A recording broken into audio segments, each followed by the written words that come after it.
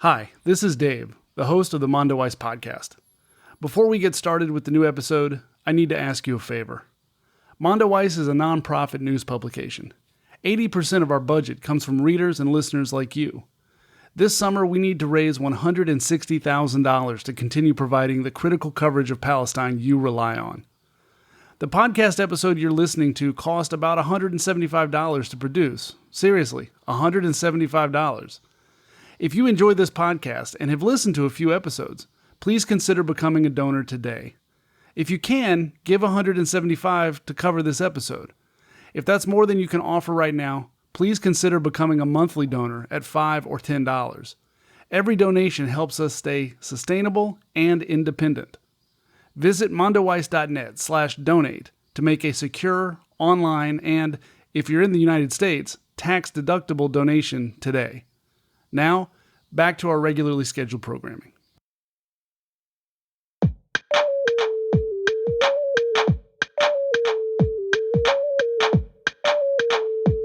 This is the Mondoweiss podcast. I'm Dave Reed. AIPAC, the American Israel Public Affairs Committee, is on its way to spending over $100 million this election cycle as it looks to punish candidates critical of Israel's genocidal assault on Gaza. Earlier this year, a coalition of nearly 24 progressive groups, including Jewish Voice for Peace, IfNotNow, Justice Democrats, the Democratic Socialists of America, the U.S. Campaign for Palestinian Rights, and the Sunrise Movement, launched Reject AIPAC, an organization aimed at combating the pro-Israel lobbying group. Mondoweiss' U.S. correspondent Michael Arria interviewed Justice Democrat spokesperson Usamah Andrabi about the coalition, AIPAC's election strategy, and two of the biggest primary fights of the summer. Okay, so to start, I was wondering if you could speak a little bit about how the Reject AIPAC coalition came together. This is, a lot of groups that people have probably heard of: Justice Democrats, USCPR, JVP, IfNotNow. How did these organizations kind of come together, and what was the impetus to actually form an organization that could kind of combat AIPAC in this election? Yeah, a lot of these groups, ourselves included, USCPR, JVP, IfNotNow, have been leading on the work against AIPAC for a long time, especially on the Hill, and counter lobbying efforts and counter organizing efforts from a lot of these other groups, especially Jewish and Palestinian-led ones, to counter AIPAC's influence on the Hill. And we obviously have been AIPAC's number one targets on the electoral side. And so after the end of last cycle, I think all of us saw what AIPAC did, which was they launched a PAC and a super PAC for the first time ever, and they spent $26.5 million in just 9 Democratic primaries. And that was a red flag that clearly there was a lot more to come, and we needed to organize and do something about this to not only protect our incumbents against their spending, but also counter AIPAC's very coordinated narrative and lobbying efforts on the Hill. And so we did a lot of research and polling and data-driven efforts to figure out what do people know about AIPAC, what are the pain points, what don't people like about it when they learn about this. And what we learned kind of overwhelmingly is, one, most people don't know what AIPAC is, and then two, when they learn about it, both in their own words, AIPAC's own words, as well as the truth behind AIPAC, which is, this is a right-wing lobby largely funded by Republican mega donors, they really don't like it. And so that work kind of led us to come together to build this coalition after months and months of talking about forming it, to launch earlier this year to not only, like I said, protect the squad against the $100 million primary threat that AIPAC levied against us, but also to counter AIPAC's efforts on the Hill and to work to counter-organize them everywhere they go, and to organize members of Congress to reject AIPAC's endorsements and votes, and to build that bloc to be larger and larger so that we don't have this overwhelming influence that AIPAC does have in Washington, D.C. over policies that harm Palestinians and enable a right-wing extremist government. I think an immediate question here for some people might be, how does, a coalition of progressive groups and left-wing groups, which have historically kind of obviously lacked the resources and money that right-wing groups do for obvious reasons, AIPAC prepared to spend more than $100 million this election. How does a group like yours kind of counter that? I would imagine you have to think, creatively and strategically, because obviously, there's a huge difference when we talk about those resources. So how do you go about countering a force as big and as powerful as APEC? Yeah, I think it's an all hands on deck effort on that front. We are never going to have $100 million from Donald Trump's donors, and that's just obvious for the progressive movement and for what you would hope are most democratic movements. And so, we still did our and continue to do very serious efforts to organize donors and resources to ensure that we do have as much resources as needed in these races. And so, there's a lot of thanks that needs to go to the Muslim and Arab donor networks over the last year who have really organized both themselves and organized for these members of Congress who they have seen stand up with moral clarity against genocide and for Palestinian rights and lives. And I cannot understate the monumental energy and resources that those communities have provided to this movement. But also, at the end of the day, we don't have $100 million. And so what we can do is counter AIPAC. AIPAC's entire approach is to peddle in disinformation and spread half truths, both in elections and on the Hill. And so our counter is to just expose the truth behind the lobby and kind of muckrake in that form to show, hey, look, this is a right-wing lobby that endorses 100 plus insurrectionists, endorses over 200 anti-abortion Republican extremists, and 9 of the top 10 mega donors for their super PAC are Republican mega donors or Donald Trump billionaires. And we're talking about Bernie Marcus and Jan Koum and Paul Singer, some of the biggest donors to the Republican Party and Republican interests. And so it's about exposing AIPAC for who they are as they've entered into the electoral sphere, and we actually have access to who is funding these efforts. And I think that's a big part of our work here. And clearly, I think it's really working, not only in our races where we have kind of exposed this right-wing interest, but you are seeing a lot of candidates in other races who are not Justice Democrats, from Dave Min to Harry Dunn to others, Sheila Jayapal, where AIPAC has come in and spent millions of dollars against some of these candidates. They have also gone on to say, look, these are right-wing interests. These are Republican donors flooding our mailboxes and TVs with attack ads and disinformation, and we should reject them. And, there's been mixed results in those outcomes, but the first race that AIPAC tried to do this in this cycle, they spent $4.5 million against Dave Min, a man who was actively trying to seek their endorsement and does not call himself a progressive and is running in a purple seat. And so AIPAC is not just a threat to the squad as much as they'd like for it to seem that way. They are a threat to the entire Democratic Party and our democracy writ large that should not welcome any sort of, super PAC spending at this level, let alone one that is funded by Republican mega donors.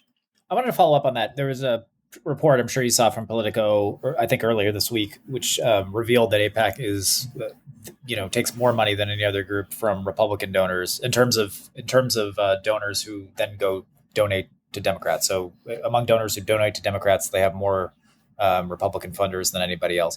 What do you, in terms of what you've seen, what is the logic there? Is the idea from these big mega donors, some of whom you mentioned by name, just kind of that they prefer the Richie Torreses of the world, like a pro-Israel Democrat, rather than somebody who's going to criticize Israel? What's kind of the motivation to give all this money to people who are intervening in Democratic primaries?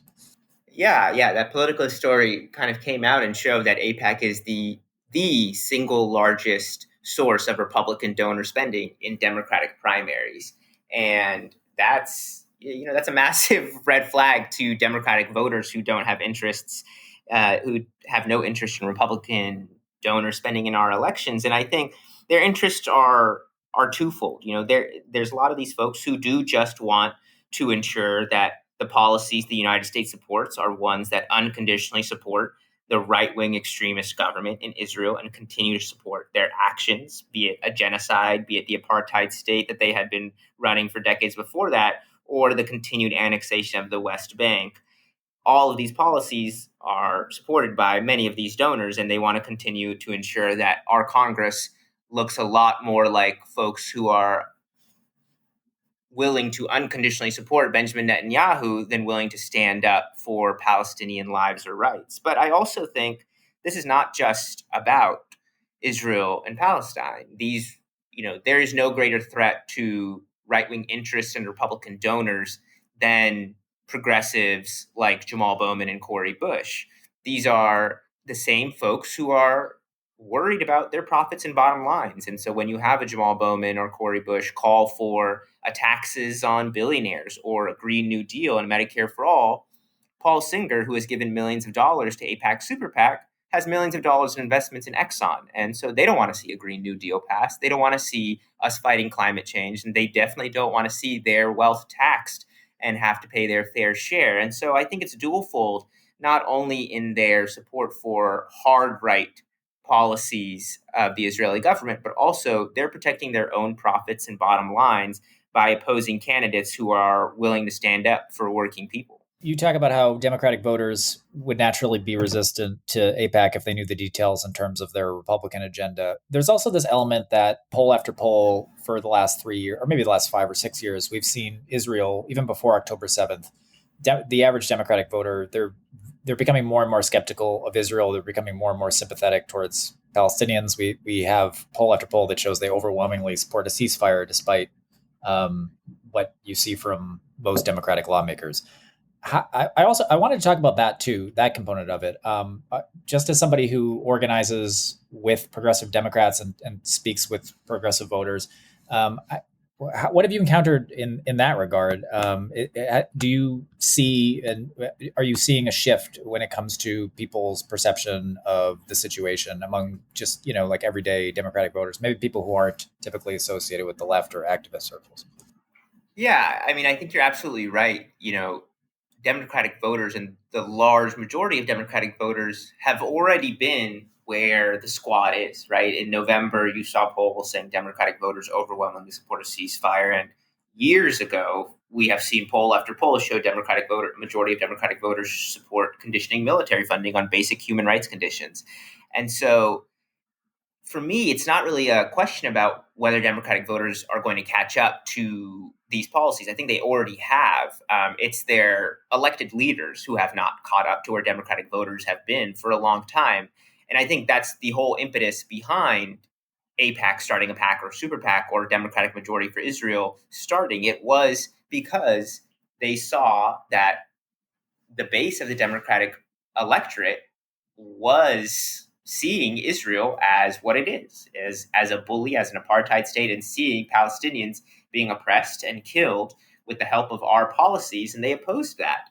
And I think that is a pretty widespread sentiment across the Democratic voter base, especially now. I think over the last 7 months, we have seen Democratic voters move only further away from supporting the Israeli state in the way that I think folks remember them to a few decades ago, because we are seeing also the Israeli state move further and further to the right and push extreme policies and actively engage in a genocide against the Palestinian people in front of everyone's eyes. It's hard at a certain point to deny photo after photo, video after video, CNN expose after expose that shows today this refugee camp was bombed. Today, this school was bombed. Today, this many kids died. And that's not something an average voter supports. And I think we're seeing that, in all of our districts, we've polled, are you more or less likely to support a candidate that supports a ceasefire? And everywhere, it's overwhelmingly high that they would more likely support a candidate that supports a ceasefire. A Gallup poll, I think a few months ago, showed that a majority of Democratic voters rightfully see what Israel is doing is committing a genocide. And so I think the only people who have these sort of disillusions about what is going on are the elected leaders who are bought and paid for by AIPAC, who don't have kind of the backbone to stand up to them to say, no, I'm going to say something. We're watching hundreds of thousands of Palestinians die, and that's not okay. I wanted to finish by talking about two of the biggest races, two that you've already mentioned, and I wanted to start with Jamal Bowman. That one is in less than 2 weeks, I believe. The primary in New York 13 days. Yep. 13 days in New York 16th congressional district. And, he's been a target of the pro-Israel lobbying groups since obviously he ousted Eliot Engel 4 years ago, one of the most pro-Israel Democrats in Congress at the time. Can you talk about how that race has played out, what stood out to you? And for people who maybe don't know, his opponent, George Latimer, I'm always intrigued by kind of where these people come from that AIPAC kind of props up and decides to run or decides to invest millions of dollars in. Who is George Latimer, and why are they spending so much on this race? Like you said, ever since Jamal beat one of AIPAC's greatest allies in Congress, Eliot Engel, they have had a target on his back. And this time they have decided to spend more money than they ever have in a Democratic primary to target him. I think right now it's over $13 million so far in just over a month. And that is overwhelming, and should be a concern to any Democratic voter who has qualms about big money in politics. But what's going on here is, this obviously Jamal Bowman has been a champion for Palestinian rights and lives, and was one of the first people to call for a ceasefire last year. And that obviously makes him a target to the AIPACs of the world, and they're putting the resources they need in to do that. But as we see so often in these races, it's really about a right-wing candidate versus a progressive, but the right-wing candidate wants to be called a progressive, and also overwhelmingly racist dog whistles and racist attacks against Black and brown candidates. AIPAC, Super PAC spending, nearly, I think, 86% of the spending they do is against Democrats of color, and that's not a mistake.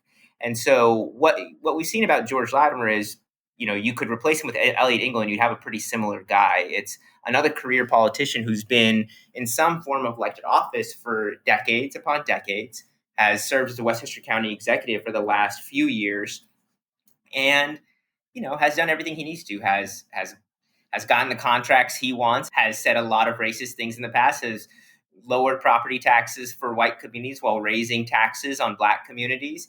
And throughout this cycle, we have seen, what I have been maybe not shocked, but just in awe of, is just the consistent racism that is coming from George Latimer against Congressman Bowman.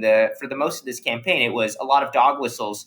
And, I think a lot of folks have said it correctly that AIPAC is employing the Nixon Southern strategy across the country against these progressives, which they always do. Their goal is to make Black and brown Democrats look scary and radical, and, like people in the suburbs should fear. And that's been George Latimer's entire approach this whole cycle. And at a certain point, he just took the mask off and said, "I'm happy to be overtly racist." He was gone on Trump donors' radio shows and said George Floyd's death and the protests after 2020 made sure that Black voters turned out high, and that skewed results for Jamal Bowman, which is you would think that Donald Trump was saying it himself, and you have his supporters have called Jamal a thug and a liar, and have sent him death threats. Just this week, George Latimer accused Jamal Bowman of having his constituency being in Dearborn, Michigan, which was widely condemned, including by the mayor of Dearborn, as Islamophobic, obviously. And he continues to do it. Even today on a radio show, he once again said that. And it just shows how unapologetic he is about what he is doing in this campaign, which is trying to make Jamal Bowman seem as scary as possible with as many racist dog whistles as he can fit into a sentence. What we don't talk about, what we don't see, are all the right-wing interests that he is advancing. He does not support Medicare for all. He does not support repealing Trump's tax cuts for billionaires. He does not want to increase taxes on billionaires, which even President Biden supports. He is unwilling to even say what Chuck Schumer has said, which is that Netanyahu is an obstacle to peace.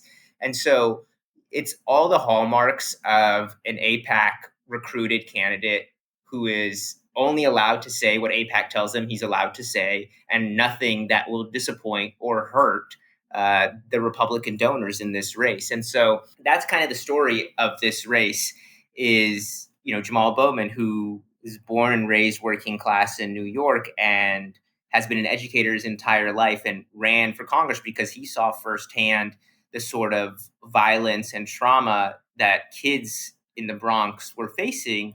And he saw a career politician doing nothing about that. And 2 cycles later, we have another career politician trying to move New York 16 a step backwards. And it's up to voters, Black, brown, progressive, young, to turn out in massive numbers to fight back against the Republican onslaught. And finally, I wanted to conclude with Cori Bush's race. I don't think there's been as much coverage. Obviously, New York City politics usually gets more mainstream media coverage than Missouri. This is an interesting race. She's going up against Wesley Bell, who's a prosecutor, I think the first Black county prosecuting attorney in St. Louis County history, actually. What are the dynamics there? How is AIPAC intervening? What have you made of this race so far? AIPAC obviously hasn't spent as much yet in that race as they have in Jamal Bowman's race, but I think they're over $1 million spent so far. They just went up with another new ad in that district. And I think we can expect after Jamal's race is over for them to spend millions and millions of dollars, and their money goes a lot farther in St. Louis. But Wesley Bell, I think, embodies what you kind of see in any political opportunist. Months ago, he was running for Senate against Josh Hawley. And when it was clear that he didn't have a chance to do that, despite running to become Missouri's first Black senator, he instead chose to drop out and primary Missouri's first Black congresswoman. And not only that, but now he is taking hundreds of thousands of dollars from Josh Hawley's donors, from donors to Missouri Republicans. And once again, I think that's the story here. Cori Bush has been one of the Democratic Party's greatest abortion rights champions in Congress and has bravely told her abortion story time and time again, both in Congress as well as for the Democratic Party, on a year where we have been told consistently that abortion rights and democracy are on the ballot in November, which they are. Everyone's efforts should be going towards protecting the greatest abortion rights champion Missouri has ever had, which is Cori Bush, in a state that was the first one to ban abortion after the Dobbs decision came through from the Supreme Court. Cori Bush was also the first bill she ever introduced in Congress was to hold Republican insurrectionists accountable and to expel them from Congress. And, we don't have to talk about the fact that AIPAC endorses over 109 election-denying Republicans who voted to overturn the election in 2020 and over 200 anti-abortion extremists. And so Wesley Bell has shown time and time again that he's willing to cozy up to sort of any interest that will help him get ahead. And I think that's what we're seeing in this race. AIPAC's Republican donors, anti-abortion donors, Josh Hawley's donors, whoever's willing to give him a leg up in this race, he's willing to take their money. And I think St. Louis sees that for what it is. They see him as a political opportunist who does not have much of a record to show as far as actually enacting the progressive reforms and policies that he promised to do when he got into office, and wondering why he is spending the time to primary Missouri's first Black congresswoman. And so we're going to see that play out in this race, and we're going to see a lot of lies and misinformation from AIPAC.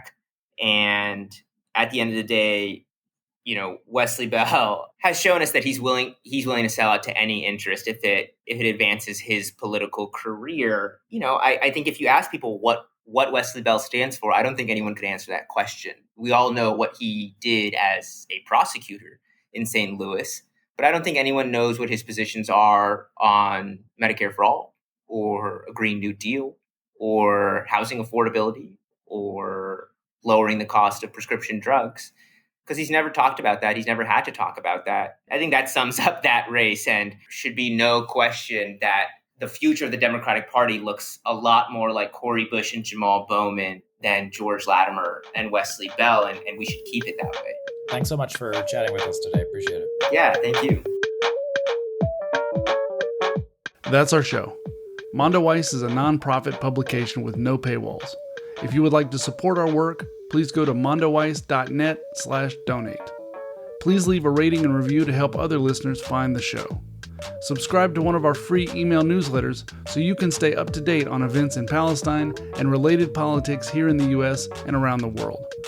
Finally, if you have any more feedback, send me an email at dave@mondoweiss.net. Thanks for listening. We'll be back soon with a new episode.